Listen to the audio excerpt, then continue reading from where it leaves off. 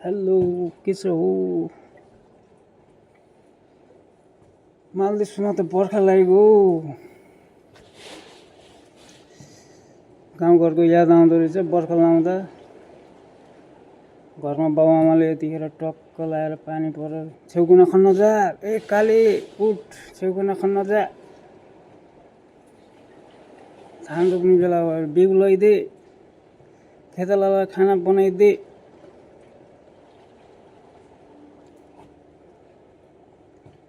बर्खा महिना लाग्यो धेरै याद आइरा छेउकुना खन्न जा भन्दाखेरि केटाहरूलाई टक्क फोन गरेर ल केटाहरू आइज नि त यसो छेउकुना खन्दिम साँझ चाहिँ टक्क पार्टी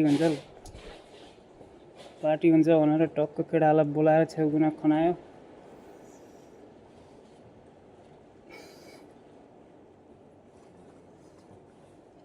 अब बर्खा लाउँदा गाउँघरको याद आउँछ धान रोप्न लाग्यो